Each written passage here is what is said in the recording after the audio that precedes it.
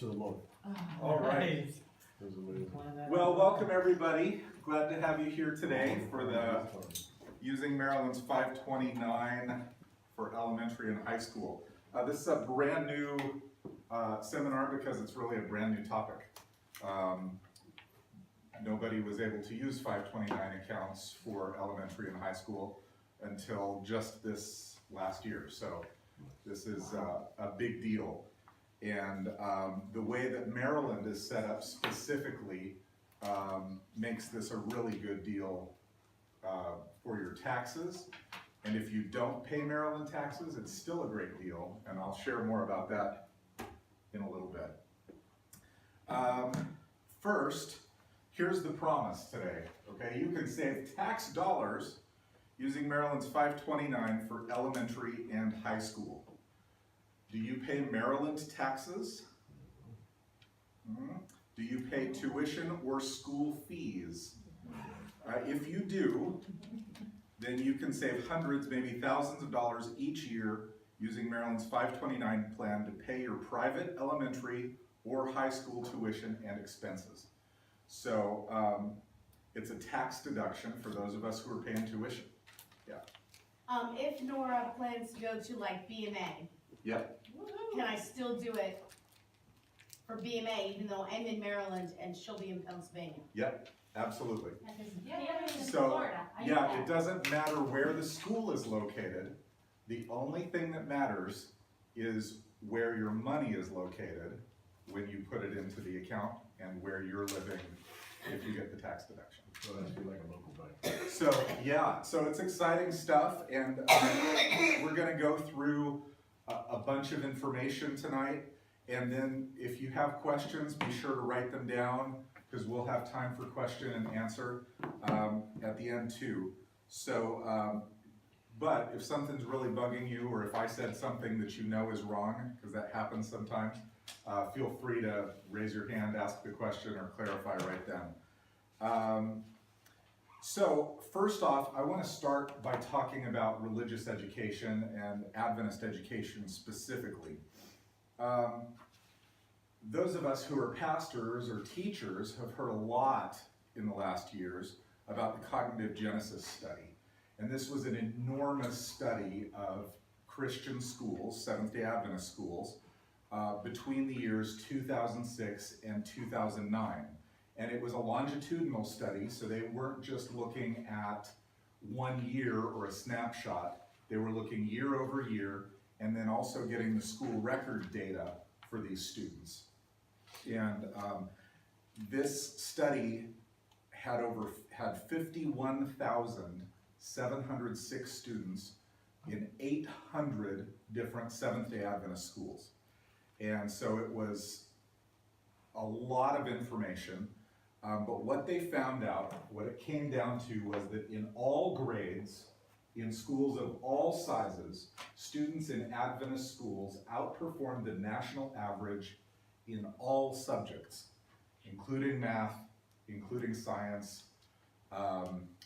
Adventist schools were amazing. And when you look at this graph, you can't see the graph very well, but what you see is people coming into Adventist education in year 0 were at the 50th percentile on average, which is where you expect what's the year 0? the average to be. That means the first year that a person joins an Adventist school. Whether it be grade 1 or grade 9. Exactly. Okay. And then, the longer they stay in Adventist schools, the higher they go in percentile. By the time they've been in there for 3 or 4 years, they're at that 57th percentile. They're testing way ahead. In most cases, the students are ending up half a grade to a whole grade ahead of their public school peers. Cool stuff, yes? Did this only go on standardized tests No, this did not go on standardized tests at alone. all, or It- only? Not only Okay. standardized tests, but it did have standardized tests. One of the things that they were doing in the cognitive genesis study is they would do predictor tests to say, about how well do we expect this student to be able to perform. And one of the things that came out was that Seventh-day Adventist schools, their students were going much higher than the predictor tests expected them to perform. So it's an interesting study. Christian education, for me, is really important because it deals with your mind, not just your knowledge. Mind, body, your heart, your emotions, and how to deal with emotions, and your spirit. And I found that in a lot of my education experience, when I was in different schools growing up, that a lot of the times the spirit was lacking, and sometimes, depending on the teacher, the heart was lacking. But for me, Adventist schools have this as a mission, this holistic education model where we deal with mind, spirit, body, and heart. And we're preparing youth for success, not just in this world, but in the world to come, throughout eternity. And so some of you have heard a little bit of my situation years ago when we were living in Minnesota. I was taking care of my mom who was dying of cancer. And so I had to quit my job for a while as pastor. And we were just gonna live off of Kendra's salary. And then Kendra got in an accident and had a brain injury. And she couldn't work anymore. And so she was medically terminated from her job. And during that time, everything was kind of spiraling.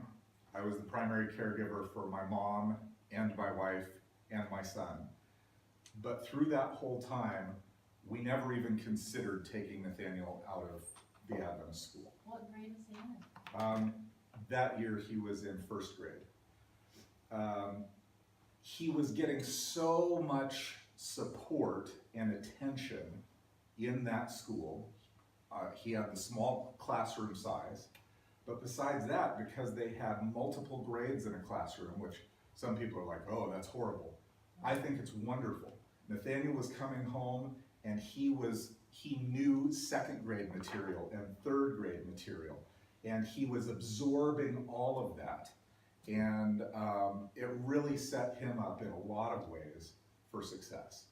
When he was older in a multi-grade classroom, then he had responsibilities to care for some of the younger kids and meet with them. And it developed this relational aspect. And I don't know how many of you know Nathaniel, but he's very relational, especially with younger kids. If you watch him play with littler kids, he is very caregiving toward them, protective of them. And so that's something that we, even during that crisis where we had to go on some state assistance, we still weren't going to take Nathaniel out of the Christian school. And so that brings me to me. Who am I? Why am I talking about this? My name is Jay Perry. I was a pastor and church planter for 20 years in Kansas, Minnesota, and California. And I'm now a licensed tax professional and insurance agent. I work during the tax season at H&R Block, and I work with Bankers Life and help people who are just getting on Medicare to understand what their options are for that. We moved to Hagerstown specifically to be close to a 4-year Adventist academy. We knew that we didn't want to send Nathaniel away, to go live in a dorm just because the timing was wrong. So Kendra started looking for jobs within a 15-mile radius of every 4-year Seventh-day Adventist academy in the country. So she made a spreadsheet and she applied for library directorship positions all over the country within 15-mile radiuses of Adventist academies. And so that's why we're here, because of HVA, really.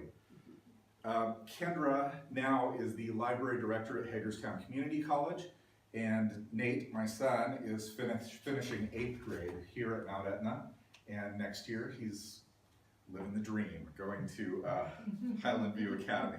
So we're all excited about that. So that's just a little bit about me. Something that you do need to know about the seminar today is that there is nothing to buy. There's nothing to buy. This is, this is something that is set up to do on a website by yourself. If you need someone to help you, yeah, sure, get someone to help you, but you shouldn't have to pay anybody for that. So I'm not doing this to make money, okay? However, if you don't have life insurance that at least covers your home mortgage or your child all the way through college, give me a call, I can write life insurance for you, okay?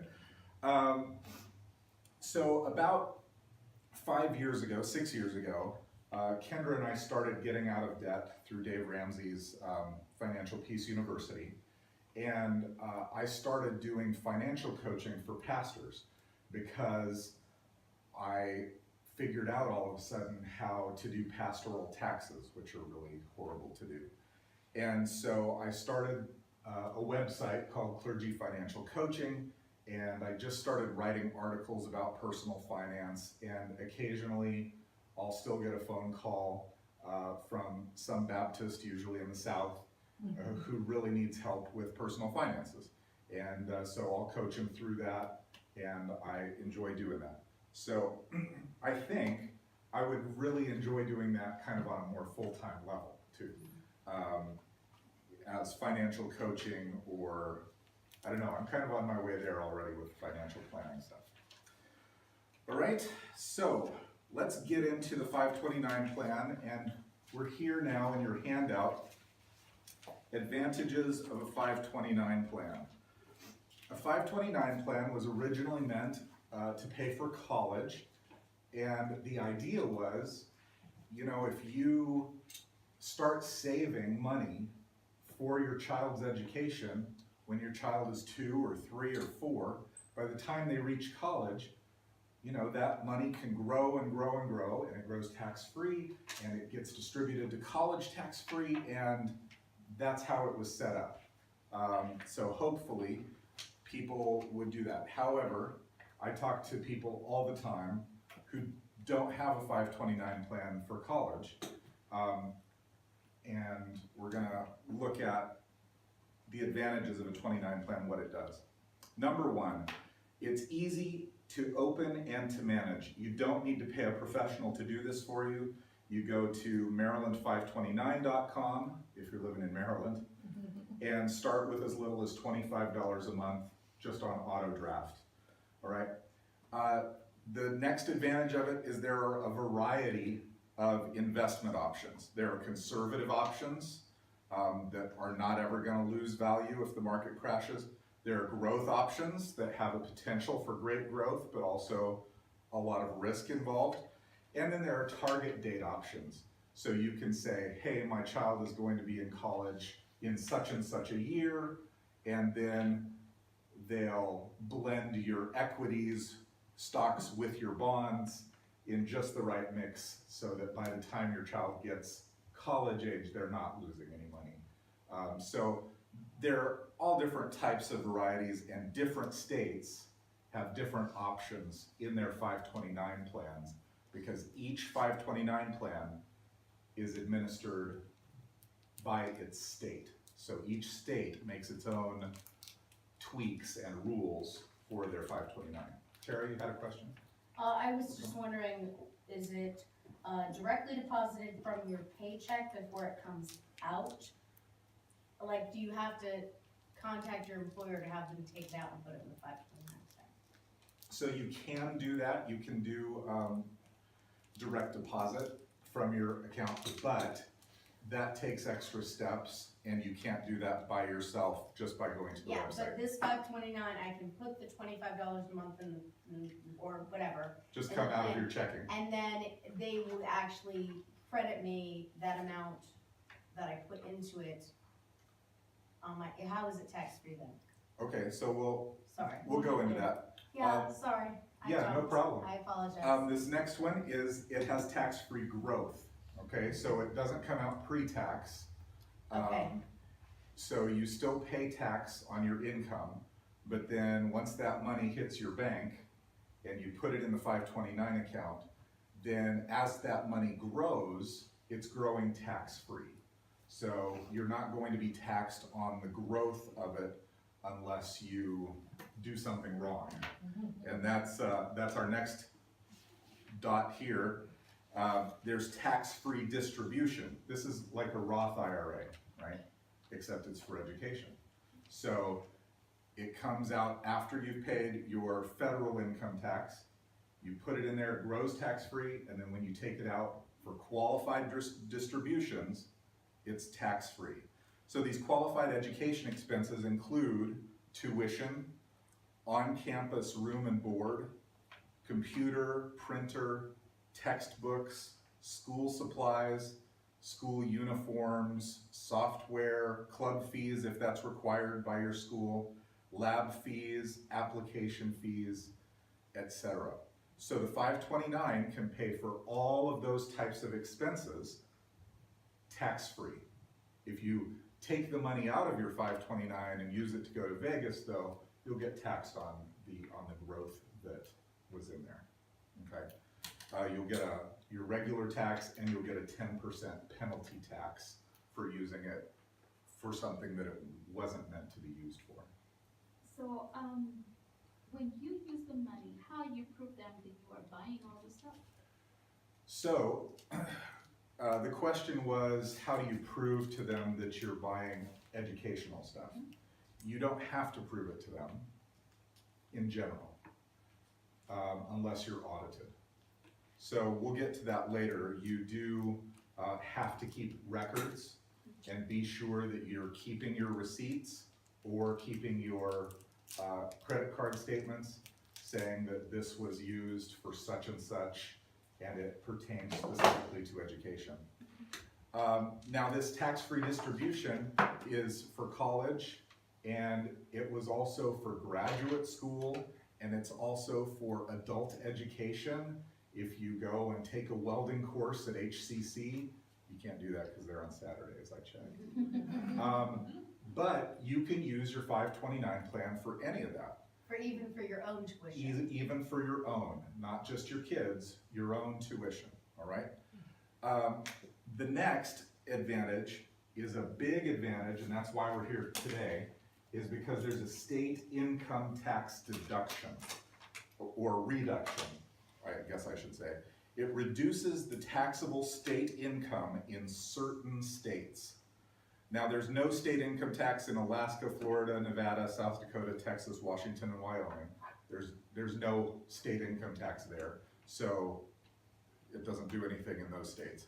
And even though these other states have a 529 plan, there's no tax benefit, and they do have income tax in California, I'm sure of it. California, Delaware, Hawaii, Kentucky, Maine, New Jersey, and North Carolina, there is no tax benefit, no state tax reduction. You know, it'll still grow tax-free and gets distributed tax-free, but there's no state tax reduction on the amount you've put into the account in those states. Some states, though, have what they call tax parity, which means that if you live in Arizona, you could buy a Maryland 529 plan, and you could get the Arizona state tax reduction for having an out-of-state 529 plan.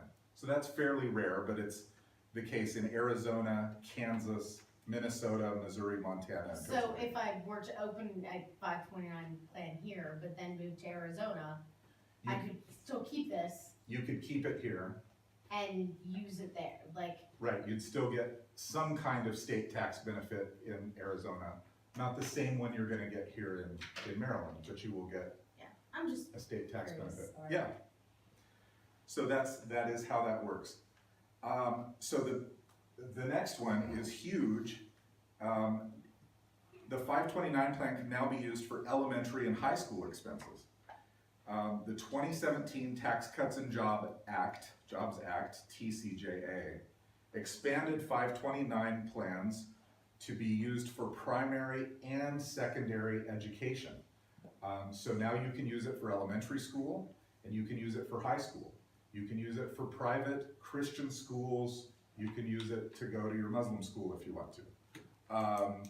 So it expanded the 529 plans for primary and secondary education. However, it came just shy of paying for homeschool curriculum.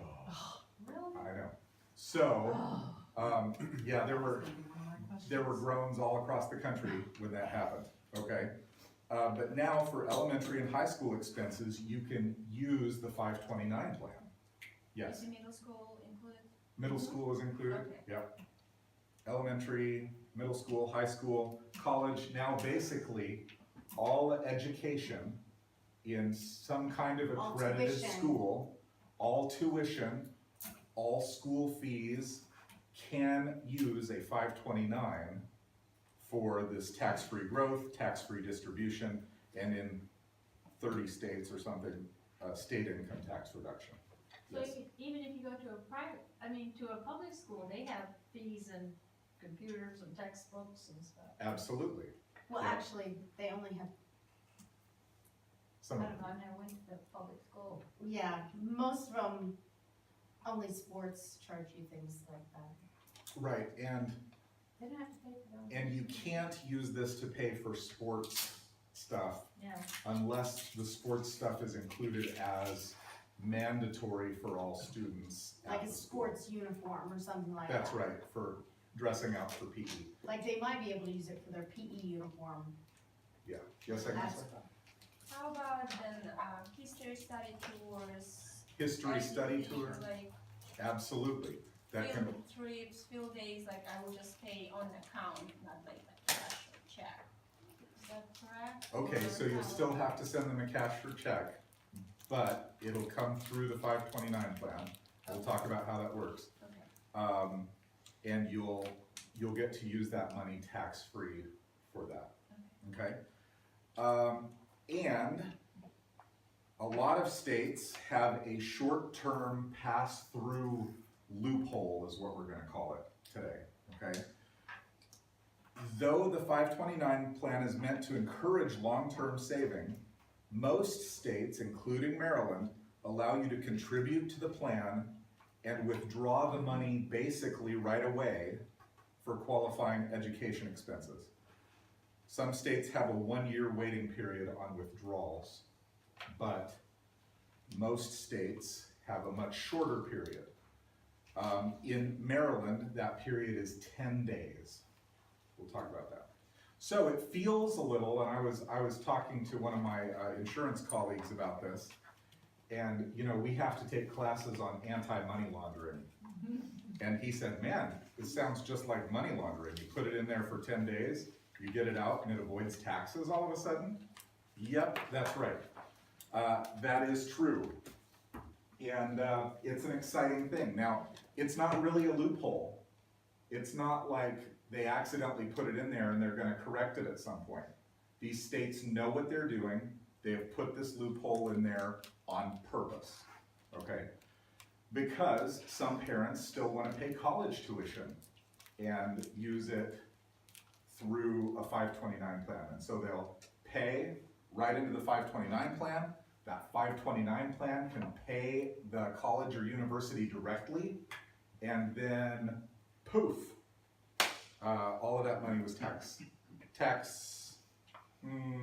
reduced. Okay, so any questions on this page before we go on? We're gonna get to more of it a little bit. Okay, so let's turn to our next page, which is Maryland specifically, Maryland's 529 plan. You'll notice this chart that's in here. Kentucky is doing something totally different. Let's see, where did we put them? They have no tax benefit for their 529 plan. Louisiana has, you know, this amount. Maine is pretty stingy, $250 total per beneficiary. But I want you to see Maryland here. $2,500 per account per beneficiary with a 10-year carry forward. what's a beneficiary? Is that the person putting it in? Child. or the No, person taking but it That's out? the child that's, whose The- or for education the is being student. paid for. Right. Okay. It could be an adult. So could it be for you as Yes. well? You could be the beneficiary. So I could put, like, if I was going to delineate Nora and myself as beneficiaries, I could actually put $5,000 in for Maryland being single. That's right. Okay. You can actually put in a whole lot more than that. Yeah, but I mean, I get the Maryland credit for $5,000. But you get the Maryland credit for $5,000. Because I've said this is for Nora and this is for Tara. That's right. Okay, so let's look at this on the handout here. Now, what, It's administered by T. Rowe Price, and so here in Maryland, when I wanted to get the information, I talked to tax advisors, and then to get all of the information, I had to actually call T. Rowe Price and talk to their Maryland administrator and ask my questions. Like, seriously, if you put the money in there for 10 days, you can take it out again? And he's like, yeah, okay. So, our Maryland 529 plan is administered by T. Rowe Price. There is a state income tax deduction, and that is $2,500 per account per beneficiary. $2,500 per account per beneficiary with a 10-year carry forward. So, for instance, and I'm reading off the sheet now, a single parent with one child, and now I'm saying that the child is the only beneficiary here, so that does get to your question. A single parent with one beneficiary has a maximum of $2,500 income exclusion. So an income exclusion, what that does is it reduces the amount of income that you are taxed on, okay? So let's say a person is making $50,000 a year, then after they do this, now they will only get Maryland taxed on $47,500. Okay, does that make sense? So it actually reduces the amount of taxable income. And so that's what it does. It's not like you get $2,500, which would be fantastic. And in fact, I wanna hand this sheet out right now. This is a mom and dad, okay, who have both accounts, both kind of accounts. And you don't want both kind of accounts probably, but one is prepaid college tuition account, and the other one is the investment account, all right? So for some reason they're doing both of them. That's not us. So they're getting a $10,000 combined annual income deduction, okay? So $10,000, now in our example here, if you're just doing the investment process, a married couple with 2 children could get a $10,000 income deduction, okay? So for apples to apples, we have to imagine that this couple is putting 2 children through our Adventist school, all right? So they're able to take a $10,000 combined annual income deduction as long as they've put in $10,000 during the year. And then they get 190 estimated state and local tax savings per $2,500 income deduction. Okay, that's a lot of math, but basically it comes out to their $10,000 combined annual income deduction gets them $760 in annual tax savings. All right, it's not great, but it's not shabby. but in addition to what they put in, that $10,000, this tax savings is like getting them $10,760, because that's $760 they don't have to pay in taxes, right? That's right. Okay, so, That's exactly what it's doing. And for people who are in higher tax brackets, if you're at the edge of a higher tax bracket, and this drops you down below one of those tax brackets, it can be huge. I know families in this, who have kids in this school, who have 4 kids. If they're paying their tuition to HVA or this school or whatever, and they're able to put in $20,000 per year, they can get $20,000 deducted from their income before the state of Maryland is gonna put some taxes on it, okay? That's good. It's huge. So there's a lot of potential here. Does everybody understand, before I move on, a couple of things? $2,500 per account per beneficiary. I have an account for Nathaniel, and Kendra has an account, because she's also a taxpayer, for Nathaniel. So you can put the same child in both accounts? Yes, And my mom could make an account for Quentin and make an account for Nora. that's right. And if her other daughter was in a school that she had to pay for, she could make it for, her other granddaughter. She could make it for her. She could make one for Tiffany, who might be going to college or something like that. So she could actually get $10,000 credit if she opened an account for each of those and put all of that money in. Right, Right? yes. And if it's a gift from grandparents, if both grandparents are living and they, you know, they could do $20,000 instead of just the $10,000. So Yeah. again, now that is subject to the gift tax. Okay, so if a person gives you, if a person gives you $15,000 or more than $15,000 in a year, they have to pay a gift tax on that.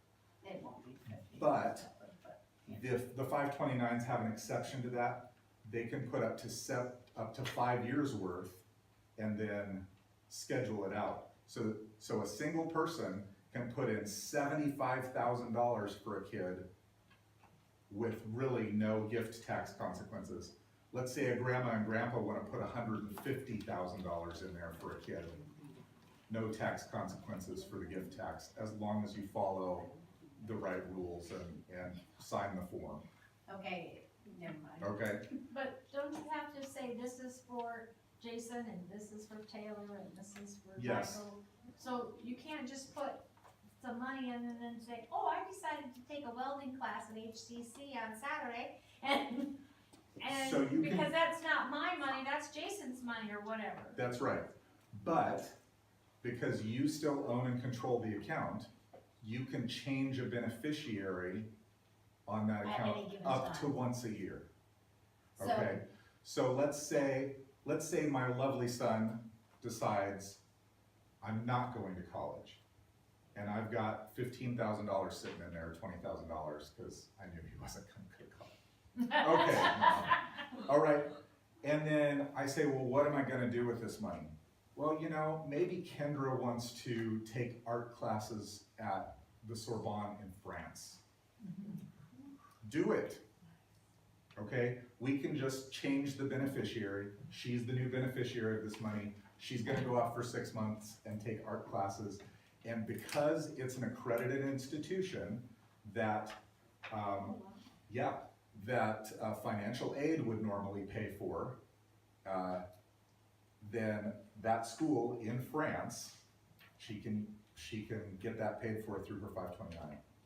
So, but that, if that doesn't apply for, if my kids, they don't want to go to college, and I don't have no intentions to go to college either, or to take classes, what is going to happen with that money? Okay, so then you will take that money out eventually with the penalty. But you're only paying the taxes and penalty on the amount that the account grew. So let's say you put $10,000 in there, and now all of a sudden it's worth $11,000 by the time you take the money out. You're only going to pay the tax and penalty tax on that $1,000 of growth. Cause you already paid the taxes on that $10,000 that was put in. That's right, That's cool. okay? Everybody tracking with that conversation? Yes. So I didn't open one account, but I put 4 kids in one account. Right, so you'll open one master account under your name, and then you'll make 4 beneficiary accounts, okay? And then, your husband would make an account and put 4 beneficiary accounts in it too. Okay, so that's exactly how that works. So, in my case, if I just want to open one account, is apply for my husband, or he needs to open? And He doesn't have to open an account if he doesn't want to. Yeah, so, yeah, you And can, it's obviously only for those who are working, because me being a stay-at-home mom, I don't have any income, so I don't pay any taxes. no, No. so, Okay. so I mean, you're, I Married, guess- filing yeah, I guess jointly. I do. you're Yeah. still considered a taxpayer if you're Okay. married filing jointly. It might be Right, true that's if you're married filing separate, it might be, I'd have to look at that. But I think even then, because you're an adult, you're still considered a taxpayer. Okay. Okay, That's but true. yeah. All right, so that's what the state income tax deduction looks like and works as. Now, for those of you who say, I don't pay Maryland tax. Yes, one of you, there are about 2 or 3 others who also said to me, I don't pay Maryland tax, I'm not coming to your seminar. Well,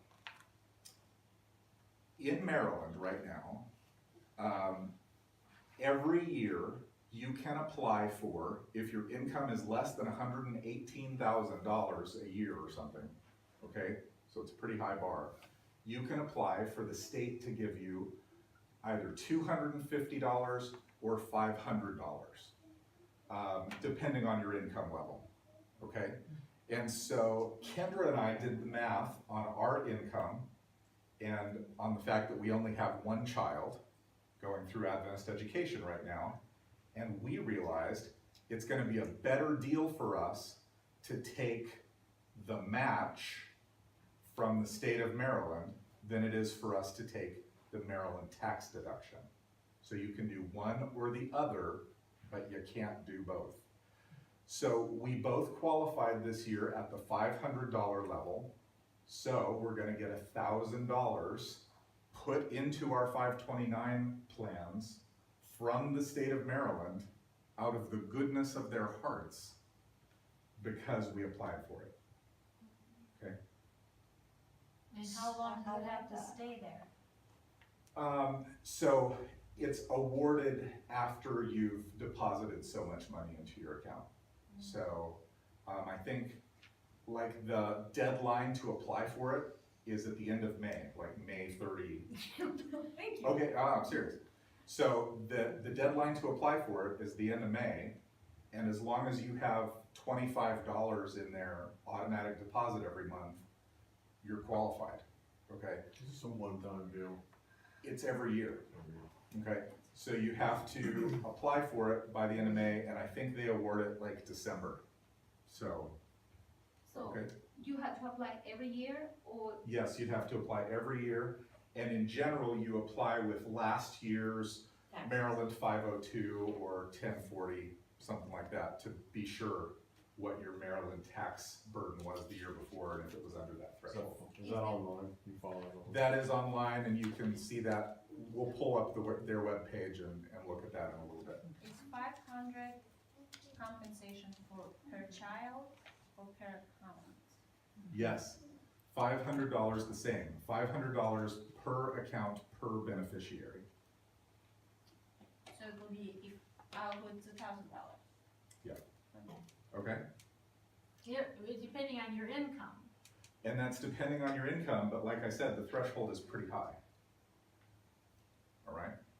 So, Nothing to worry about. now the next thing it says there under Maryland is $2,500 per account per beneficiary with a 10-year carry forward. Let's talk about the 10-year carry forward. If you've contributed more than the yearly tax benefit, you can carry the excess forward for 10 years after you've made the contribution. All right, let me break that down a little bit. Here's a for instance. Let's say you're paying $10,000 tuition per year to go to HVA through the 529 plan, but you only get a $5,000 deduction each year for that one child because you're married filing jointly. So one child, 2 accounts, $5,000 deduction. You do this for all 4 years at Highland View Academy. So it's costing you $40,000 by the time that's all done. and you're only getting a $5,000 deduction each year, so you've only gotten $20,000 benefit out of it. So you can continue to deduct $5,000 over the next 4 years until that carry forward is depleted. Okay, so let's assume, for instance, that you're still putting money in your 529 plan all the way through your child's college 5th year, because nobody does college in 4 years anymore, right? But their 5th, you've been paying through the 529 plan for some of your child's tuition through their last year in college. And they graduate, they get their diploma handed to them.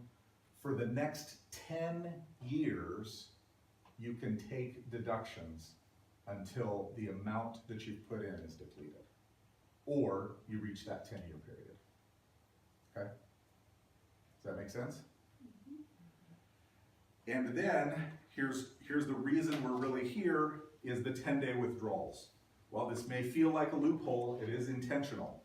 Maryland's 529 plan has a 10-day waiting period for funds. So as long as you've had the money in there for 10 days, it counts, it's marked as money that then counts toward that tax deduction. And then distributions are first in, first out. So that means if you have a buffer month in there already, and you pay that money out, and then you put another period of, you put another month of tuition in there, or you put the month tuition in there and then take a month out, it's taking that first month's out, first in, first out, okay? And so you don't have to worry about that 10-day waiting period if you've got a buffer in there, all right? But if you're not doing it that way, then you can just put your money in there and then wait for 10 days. I'd wait 12 just to be safe. You know how I am. Anyway. Is it business days or? No, it's real days, it's calendar days. And then you take the money out and then take your money to pay tuition. So that's if you have no buffer in there, you can just do that 10-day shuffle. Okay. Can I ask? Yes. I don't understand the logistics. Okay, I'm paying my granddaughter's tuition in Florida. Okay. So I have it set up that my bank sends a check to her school every month. Okay. Okay. And so instead of that, I have my bank send it to these guys. Uh-huh. And do these guys send it to Florida? No.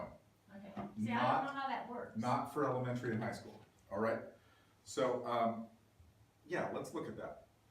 So here, this next page, we're looking at the Save for K12 Education with the Maryland College Investment Plan.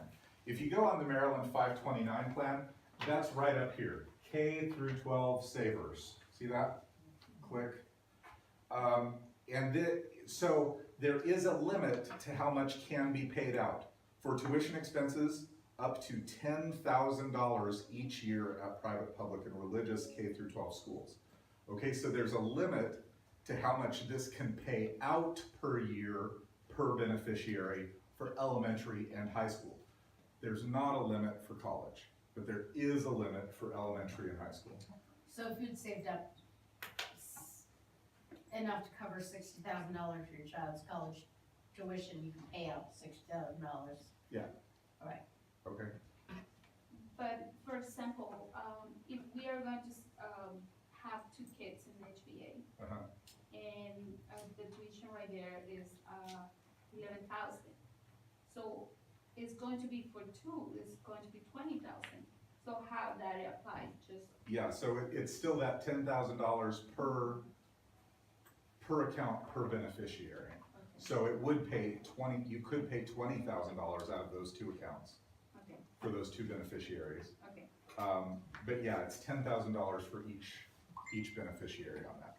All right, let's turn over to this next page, and this answers some of your questions here. So let's look at the first one where it says 10K. You can use up to $10,000 per year per beneficiary for K-12 tuition. And again, it's not just tuition, it's tuition and all of those fees that we talked about.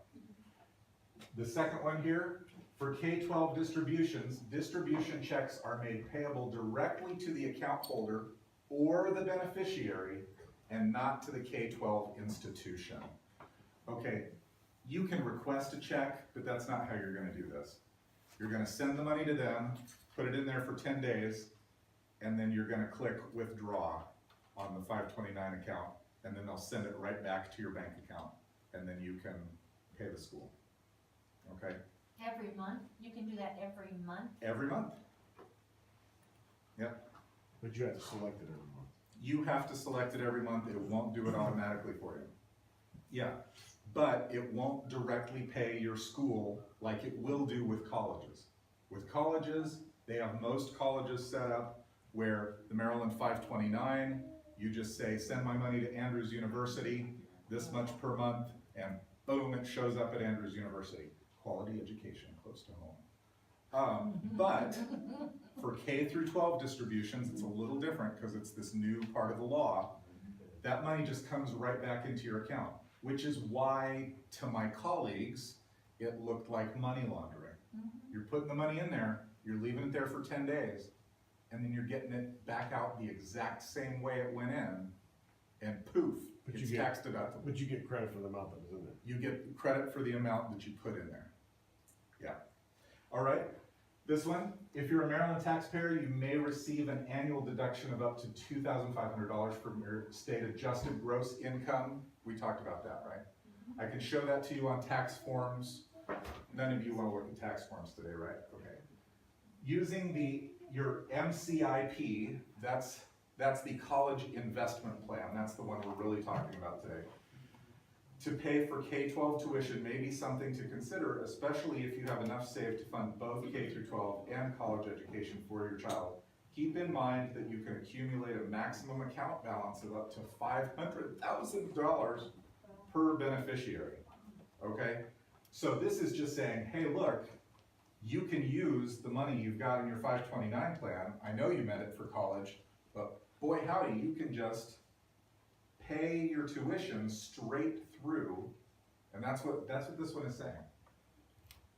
To pay for your tuition may be something to consider, because they know that your kid doesn't have all their college funds saved up yet. But you're paying tuition, and maybe you're paying a little extra and putting it in the college account too. Now, I'll talk about that in a little bit. You do not need to notify T. Rowe Price or the state of Maryland of your intent to use your MCIP funds for K through 12 tuition. They don't care. They don't care. It's just part of the law now. As long as you've used it for education expenses and you've kept track of that, you don't need to tell anybody until they audit you, okay? To use your account funds for K-12 tuition, simply log into your account and then press the button that says send me my money. Okay, that's really all you have to do. Or you could call them and then they'd send you a piece of paper and then you could fill that out and then they'll send you a check. Forget all that. Just do it, straight transfer. Let's come down here. If you are not a Maryland resident, you should discuss your state's tax treatment of K through 12 distributions with a qualified tax advisor. Down here, if you choose to use your MCIP account to fund K through 12 tuition, now may be a good time to evaluate your investment strategy. You'll want to be sure that your asset allocation matches your new timeline for using your funds. Well, that's oddly non-specific. Yeah. Here's what that means. What that means is you put your money in here on Tuesday to pay tuition to this school in 2 weeks. And then on Wednesday or Thursday, the market crashes and loses 50%. I mean, like crashes. You don't want it to lose 50% of the amount that you put in here to pay your tuition in 2 weeks. So you need to be sure that the money that you're using as a pass-through is in an account that's not going to lose money. Basically the money market account. Right. Okay. Right here, if you choose to use funds from your MCIP account for K-12 tuition, you will receive an IRS Form 1099-Q. As with any 529 distribution, it's the account holder's responsibility to maintain adequate records and receipts showing the eligibility of expense. If you have detailed tax questions, please consult your tax advisor. Again, you are responsible for keeping the records. You don't have to send those in, you don't take those into H&R Block or whoever when you do your taxes. You just have to keep the record of it. And be sure you keep that for 7 years until you're beyond the point where they can audit you anymore. 2 times, you may change your investment options twice per calendar year per beneficiary. If you have multiple investment options for a beneficiary, all changes for that beneficiary must be requested on the same day. This can be done by logging into your account, etc. Okay, this is basically saying what we talked about before. You can change your investment options twice per year. You can change your beneficiary once per year. Look what it says here. If you have multiple investment options for a beneficiary, what does that mean? So I have 2 accounts for Nathaniel. I've got my 1 account for Nathaniel, and Kendra has 1 account for Nathaniel. And one of my accounts for Nathaniel is for his college tuition, and that's long time horizon. And so that's invested in stocks. That's actually, it's in the S&P 500 index fund because that has the lowest fees. So that's just what I chose to do. That is not a recommendation. I can't give recommendations. Do you see me there? Do you see that? Okay. And then I have another portfolio that I will be using for the tuition pass-through. And that one is just in a money market account. So again, if you have multiple kids, let's say you've got 4 kids, then you have an account, and then you have each individual beneficiary account, 4 accounts. And then you could have 2 different portfolios inside each one of those accounts, if you needed to, okay? Not everybody needs to, but you could do like that if you wanted to, okay? So, any questions on that before is all of this making sense now as we're kind of talking about it? I know I'm repeating a lot of information and we're asking a lot of questions and I'm answering them again, but that's intentional, okay? Because we really want to be sure that we feel comfortable with this information. Yes? If I want to make it simple, I have 3 kids. I'm going to be open 1 account, 1 beneficiary account for each of them. Yes. So, is that necessarily, or I can open just 1 for Ben, for example, and use it for all 3? No, so you'll want to open it, unless they are serial kids, like you'll only be paying money for 1 of them at a time. Okay. So like if you have a 20-year-old and then you just had a baby, Oh, no. and then 20 years later you just have another baby, No. you can Yeah, no. you can do something like that. You're insane by the end of the time. Okay, but no, if you're going to be paying funds from that account for the different children, then each beneficiary has to have their own designated portion of that account. Okay. Okay? All right, so let's go on to our next Maryland 529 how-to. How do we actually do this? All right, how do you do it? Number 1, you open an account. You go to maryland529.com and enroll in the Maryland College Investment Plan. You're not prepaying for college, so don't use the prepaid plan. This is the College Investment Plan, and we'll look at that in a minute on their website, okay? After you've opened the account, select your investments. Choose a conservative portfolio for funds you expect to use right away, like a tuition pass-through, and those are over here on the right-hand side, U.S. Treasury money market portfolio, right? Choose a growth portfolio for funds you expect to use more than 5 years in the future, okay? If you want to use one of the target date accounts, which I wouldn't because they have pretty high fees comparatively, okay? Then you could do that. Otherwise, I'd just use a balanced portfolio if your kid is like 4 or 3 or 2 years away from college, okay? So you open an account, number one. Number two, you select your investment portfolio or portfolios per beneficiary.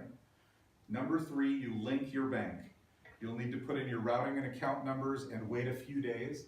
They will deposit some small deposits into your account, and then you go and check those and then put those amounts back in the Maryland 529, and then the accounts are linked. Okay, we know how to do that from PayPal and Venmo and everything else, right? Okay. No. Number four, then you set up automatic deposits. Actually, you can set that up the first time you open the account. But you'll need to either make a one-time contribution or set up automatic deposits of at least $25 per month. Okay. Number five, leave the money in for at least 10 days. Funds will need to be in your account for 10 days to count toward the tax benefit.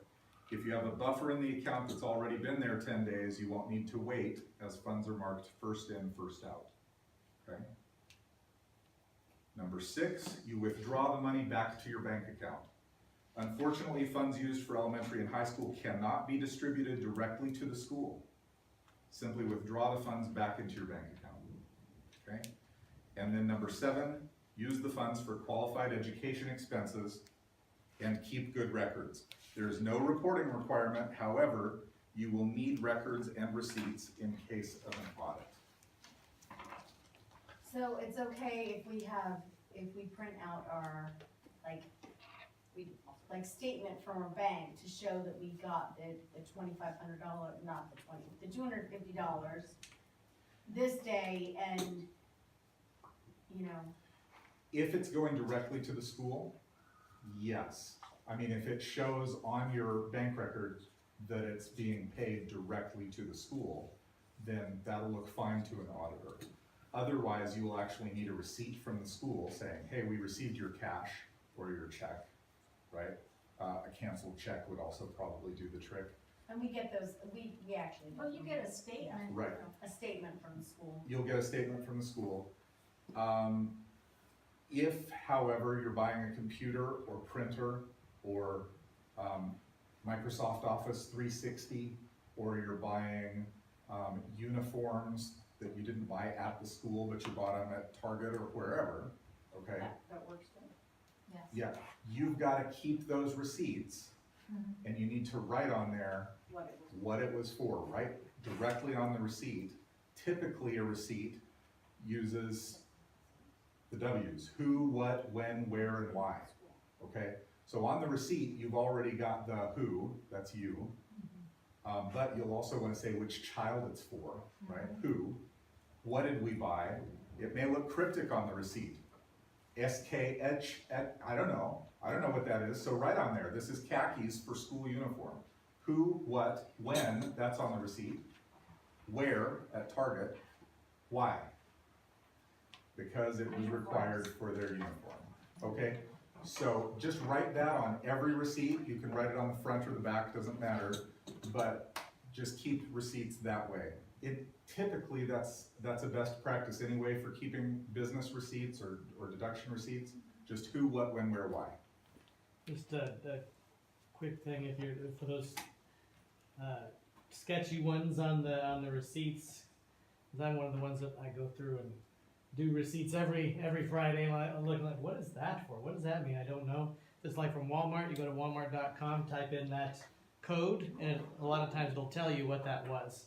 Then you can print it out and keep that with your receipts if you'd like. Fantastic, that's a great tip.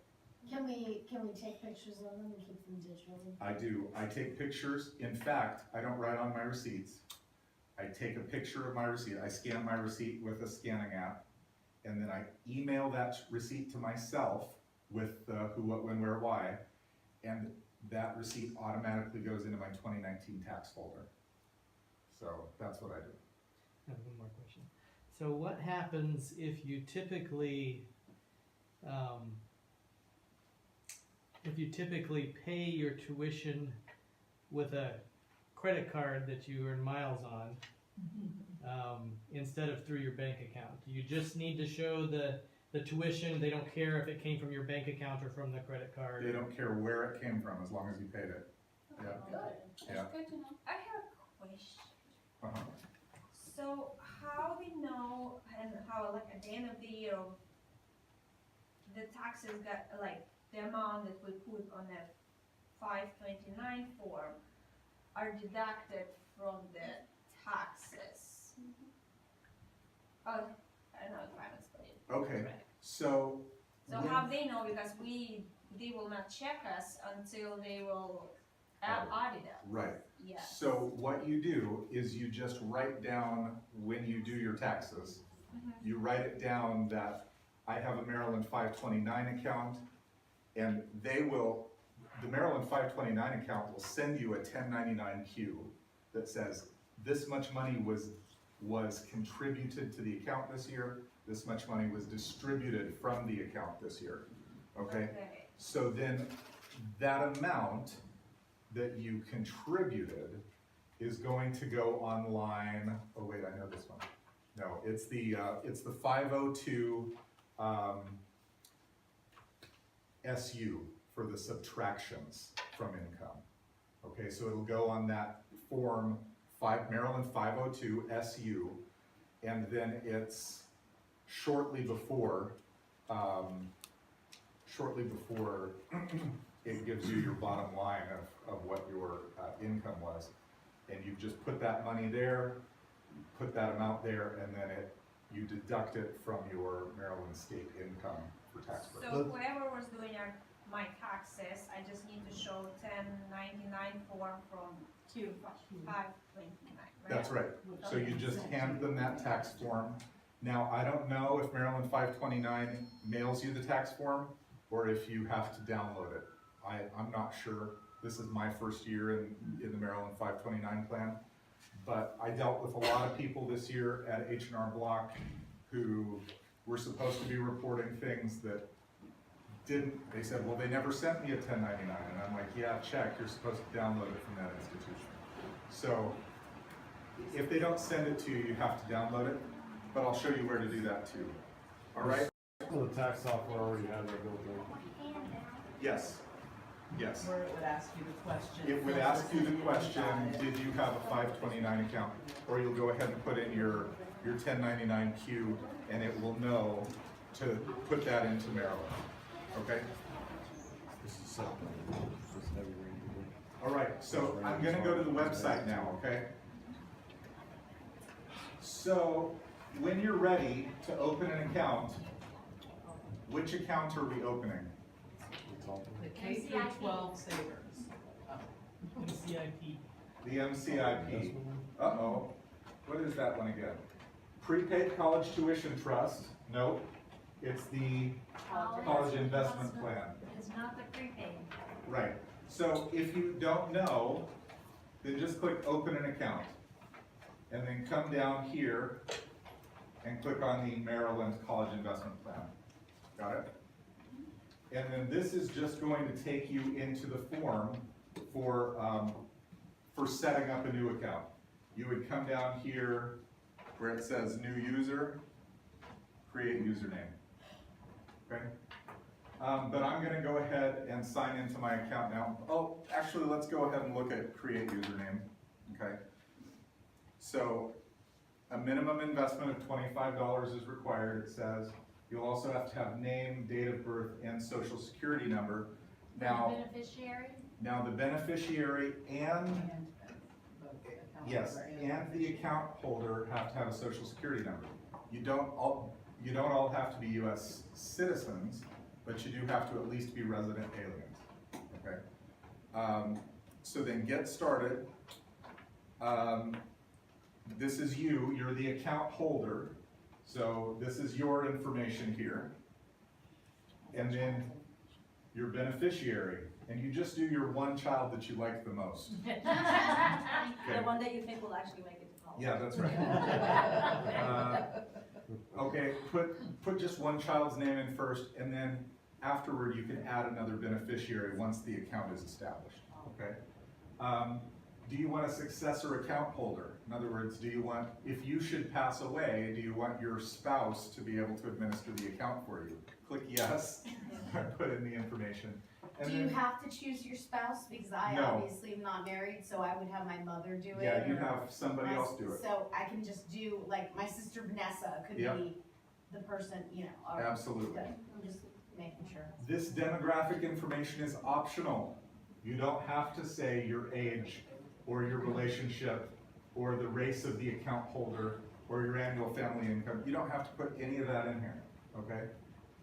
Then you do have to put your email address, create a username, create a password, and it has all the rules for the password creation. And then you have to give them your mother's maiden name or something, Yeah. okay?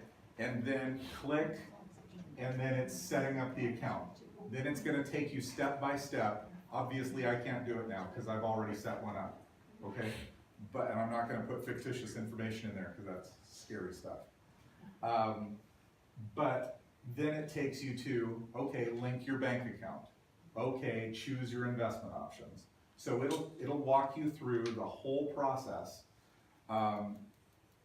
for starting up your new, see, right up here at the top, personal information, choose portfolios, fund your account, and then review the next steps. See that right across the top? That's what it'll take It's you real, through. pretty well written. It's pretty well written. I did have some trouble figuring out how to add a second portfolio later on, but I called somebody and they were able to help me. So it wasn't horrible. Okay, now I'm gonna go to the account login here, and I'm going to log into the college investment plan, because that's what I have. I'm gonna log in as myself, I think. But you'll notice that I have one for me, and Kendra's got one for her. Okay. Welcome back, Jay Perry. It tells you your personal rate of return, how much money you've made so far. You can send this link here to your friends and family, and they can contribute money into your 529 account. Yes. No. Okay. But if they've contributed, they get the deduction, or if they're out of state, they don't get the deduction. Okay? And if they don't get the deduction, do I get it? No. Okay. Okay? So, but if our relatives open their account for our kids, they Get the benefit. Yes. get the benefit. Yes, so if one of your relatives wants to open a 529 account, let's say you have a relative in Michigan who wants to open a 529 account for your child. And Michigan It's 5,000. is 5,000. So they can get a deduction for putting money toward your child's education too. Sure. Okay, from Does Michigan. every state have this? So we went over that on page I'm 2, sorry. but no, it's crazy. Every single state is different. And every single state has different rules. And where was that? Okay, so there are some states that have no income tax, so there's no state benefit. Then there are some states who have a 529 account and they have taxes, but they still have no tax benefit for a 529. And then there are awesome magnanimous states that give you an out-of-state 529 benefit, like Arizona, Kansas, Minnesota, Missouri, Montana, and Pennsylvania. All right, so that's on, I think, page 2 there. Okay? And here's what I'm talking about. If you don't think you're going to, it's gonna impact you enough to get you a big tax reduction, do this instead. You can do one or the other. Get your tax deduction or apply for the state to send you money right into your 529 account. You could be eligible for a $250 or $500 contribution. Apply now for the Save for College State Contribution Program. If you're gonna do that for 2019, you gotta do it before the 31st, okay? Because application deadline for 2019 is May 31. Now, this is in lieu of getting This the tax is benefit. instead of getting the tax So benefit. you wouldn't get the 1099Q at the end, You'd still get a 1099-Q at the end, you would. yeah. Showing But- you got the 20. But see, that's for people like me, who I'm retired, I don't have that Right, big of you're not income. gonna get it. And so if I get this, then that can help Taylor go to school instead of all coming out of my pocket, because I didn't pay Maryland taxes at all, not even a dime. Well, for me, I've got other things that give me tax credits like solar. Yeah, So I can't get anything above and beyond what's already given me for that. Right, so do this. Yeah. Kendra and I, we would be able to get, like $380, which is nothing to sneeze at. I'm thankful for $380 off of my taxes for next year. Or we could do this and get them to give us $1,000, because we fall under that, And how we are going to figure out that? It's your income. it's based on your income. Okay. So if Look at we, your last year's taxes. Who do that? so if we go to apply now, it'll give us the income levels. The account holder's Maryland taxable income cannot exceed $112,500 as an individual, or $175,000 as a married couple filing jointly, based on the previous taxable year.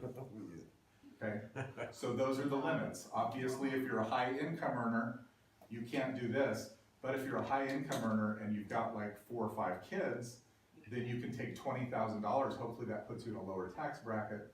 But, you know, everybody above that level is looking for every single state tax refund they can get. Okay, so I told you they were liberal amounts, right? They were pretty high thresholds. All right, so let's go back. I'm gonna leave this. So then you can go in here under My Accounts, and you can look at your portfolios. I'm on the dashboard right now. We could look at balance details if we wanted to, and the screen looks like that. This is my equity index 500 portfolio, the S&P 500, and that's earning a lot of money, except it lost $17.83 on Friday, because, you know, the market does that. But the US Treasury money market portfolio, I've got $50 in there, $50, and it's not doing anything. But this is the one that I'm using as my pass-through, that I'm going to be paying tuition through, okay? So go back up here to My Accounts.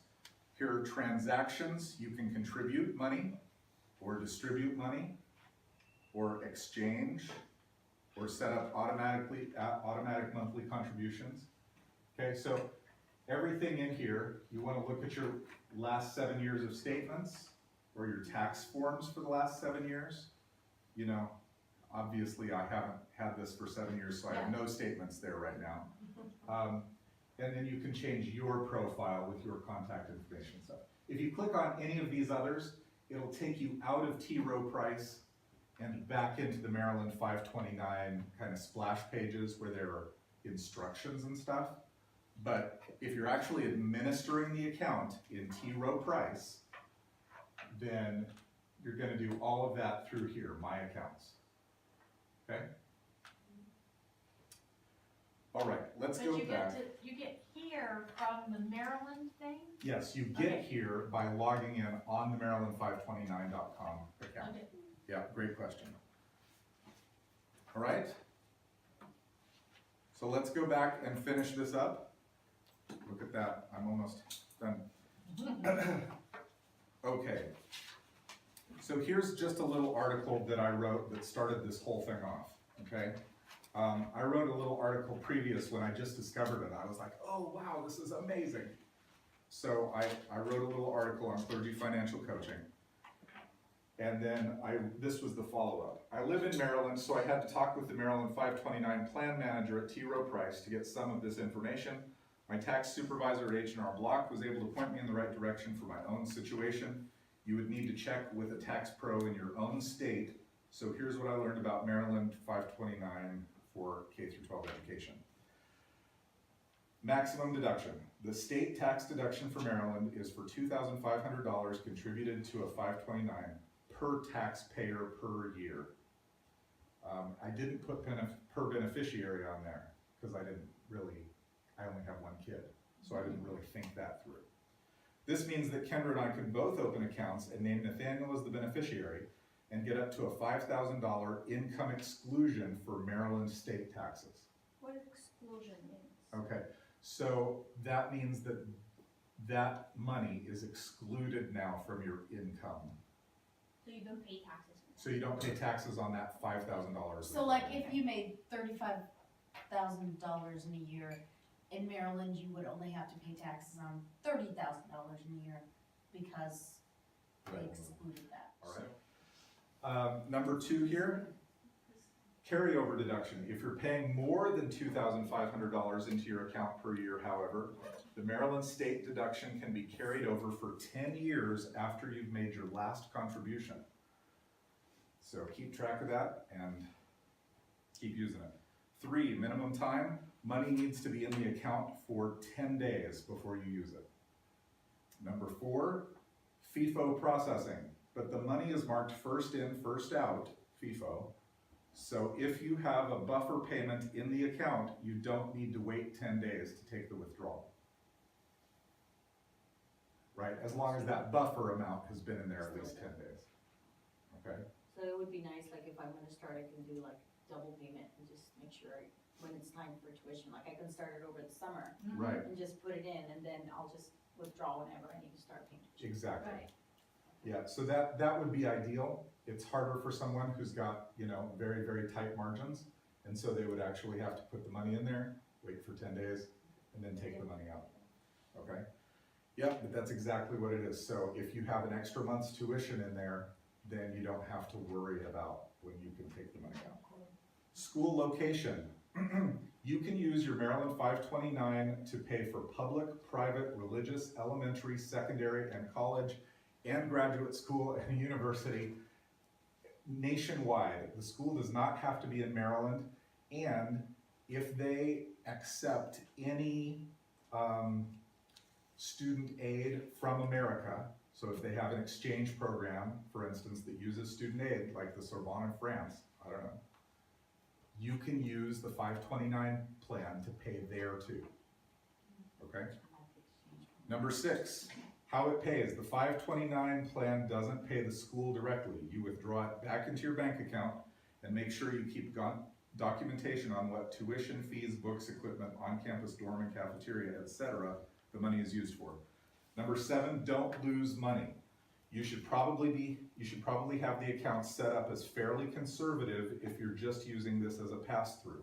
You wouldn't want to put $2,500 in there for tuition and then 10 days later have only $2,000 because the market dropped. That's fine for long-term investments, but that's not what you're using this one pass-through portfolio for, right? And then number 8, save on taxes. If you ever pay tuition, fees, school supplies, etc., and pay Maryland state income tax, you must do this. All right. But you said you're personally not taking the deduction portion. I'm not taking it this year. You're doing the other. Yeah, we may do it next year when we have more taxable income. So, you know, it might make a difference to drop us into a different tax bracket. So every year you're just gonna check it. Every year you just need to check it. Do you know in advance how much you're qualified for? You have to apply and see what they say you qualify for, the 250 or the 500. No, on the actual forms to apply for it, it'll give you that information. And I think it's somewhere else on the website too. So you can, yeah, it's on there. I just don't know it. But yeah, the $250 is a lower amount, and then the full 500 is if, oh, no, the 250 is if you make quite a bit of money. Right. And then 500 is if you make under a lower threshold. And that's per taxpayer. And that's per taxpayer, per beneficiary. Yep. So, okay, so we've gone through the whole thing now.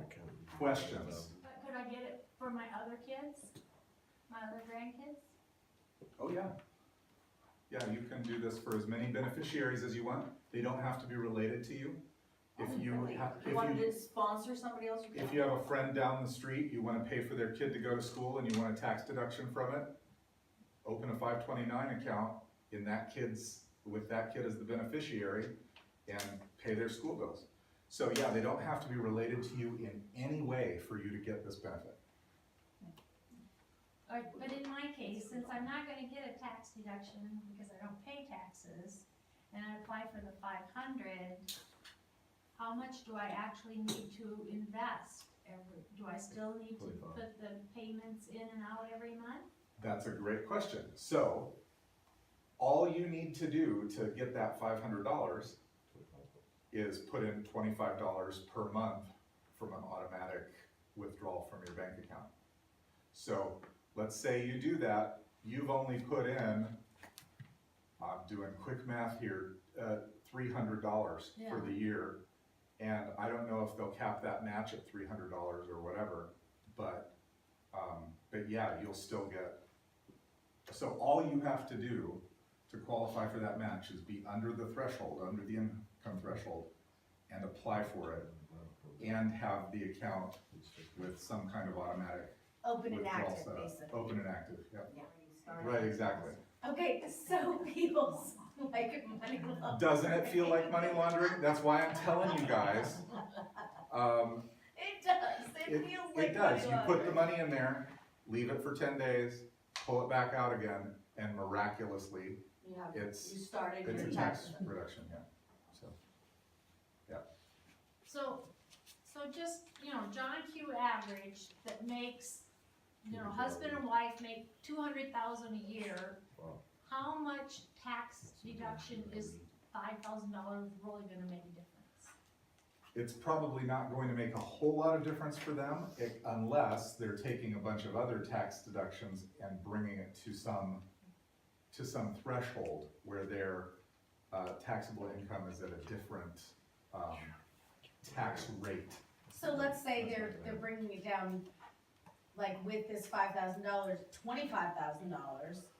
And so they're going from a $200,000 tax income to a $175,000 tax income, and that totally changes their, Then it might. yeah. I mean, depending on where they are with the tax rate levels. Right, cause it's, Right.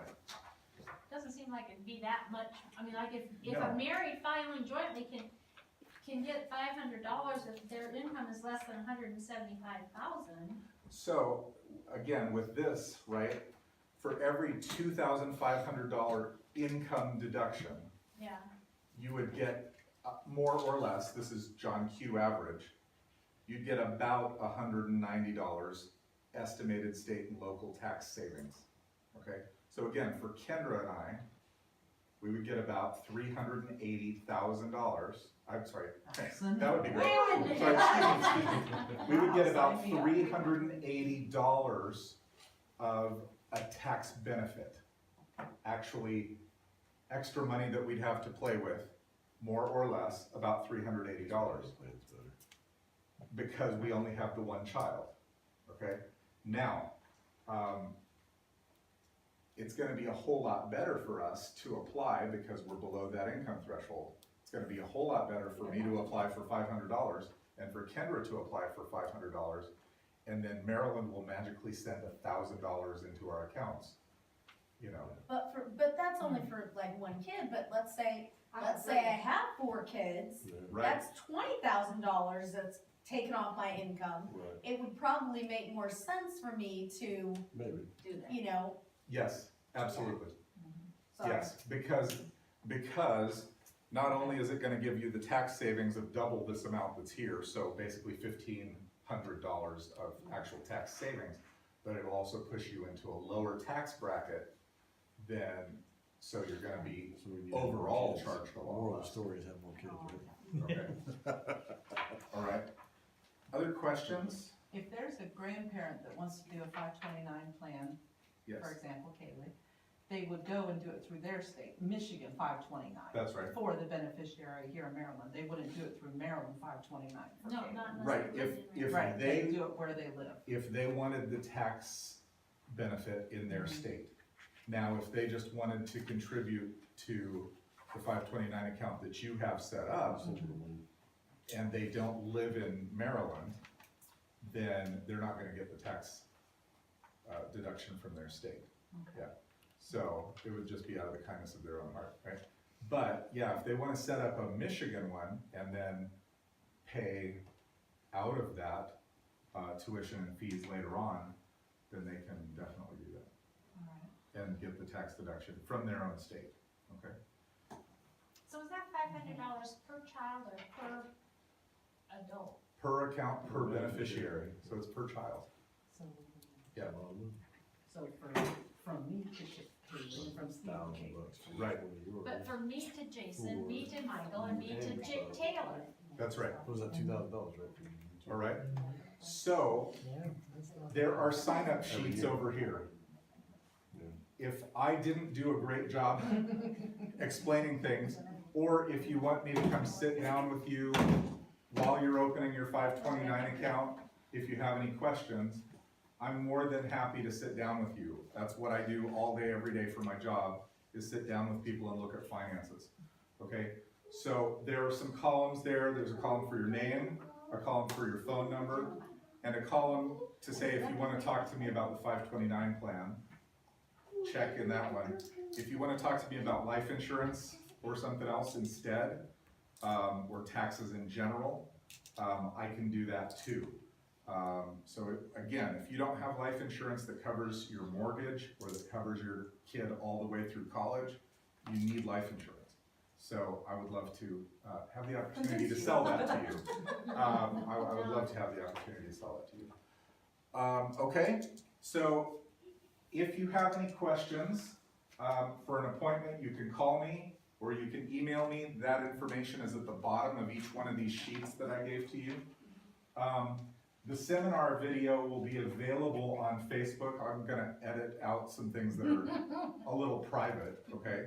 So I'll go through it and do that and put it up. So in about a week, I'll put it on the Facebook page and then I'll also post it on Clergy Financial Coaching, all right? All right, thank you so much for attending today. Again, if you wanna sit down and talk with me, you can sign up there. The slide. If you want to just take one of my business cards over there, you can take one of those too.